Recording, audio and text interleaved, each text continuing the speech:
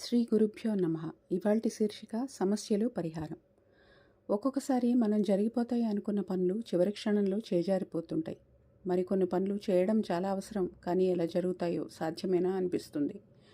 మరికొన్ని పనుల్లో మొదలు పెట్టినప్పటి నుండి ఏవో చికాకులు విఘ్నాలతో ఆగుతూ మళ్ళీ కొంచెం ముందుకు సాగుతూ ఉంటాయి. మరికొన్ని పనులు మొదలు పెట్టడానికి కూడా ధైర్యం చాలదు. అవి ఆర్థిక సమస్యలు, వివాహ సమస్యలు, ఉద్యోగ సమస్యలు ఇత్యాదివి ఏమైనా కావచ్చు.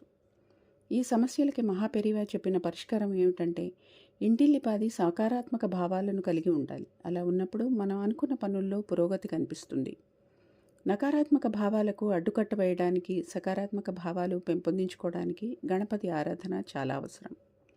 గణపతి అనుగ్రహం పొందడానికి 7 రోజుల పాటు నియమంగా ఈ పద్ధతిని పాటించాలి.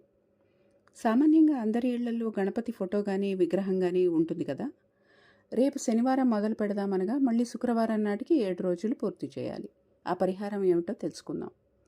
ముందుగా గణపతి ఫోటోను కానీ మూర్తిని కానీ చక్కగా శుభ్రం చేసుకుని పసుపు కుంకుమలతోటి బొట్టు పెట్టాలి. ఆ తర్వాత ఆయన ముందు నెయ్యితో కానీ నువ్వుల నూనెతో కానీ దీపారాధన చేయాలి. దీపంతో పాటు వట్టివేరు మూలిక ఆయుర్వేదం కొట్లో దొరుకుతుంది. ఇది చేర్చి నూనెలో తడిపి దీపం వెలిగించాలి. ఇలా 7 రోజుల పాటు చేయాలి. దీపంతో పాటు గరికను కూడా స్వామికి సమర్పించినట్లయితే చాలా విశేషం.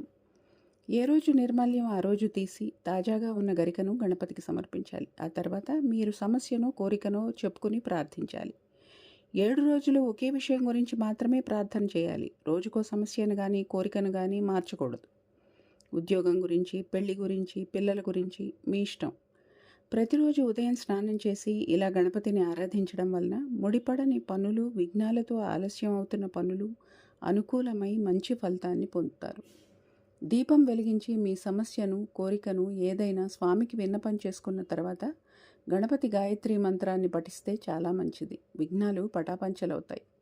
గణపతి గాయత్రి మంత్రం: ఓం ఏకదంతాయ విద్మహే వక్రతుండాయ ధీమహి తన్నో దంత ప్రచోదయాత్. ఈ మంత్రాన్ని మీ శక్తి కొలది ఒకసారి లేక 8 సార్లు లేక 11 సార్లు 108 సార్లు పఠించవచ్చు. ఈ పరిహారాన్ని 7 రోజుల పాటు మధ్యలో ఆపకుండా చేయాలి. వట్టివేరుకి అపారమైన శక్తి ఉంది. దాంతోపాటు వినాయకుడికి గరిక కూడా సమర్పించినట్లయితే సత్ఫలితాలు త్వరలోనే గమనిస్తారు. అపార కరుణా సింధుం జ్ఞానదం శాంతరూపిణం శ్రీ చంద్రశేఖర గురుం ప్రణమామి ముదావహం. జయ జయ శంకర, హర హర శంకర. సర్వే జన సుఖినో భవంతు.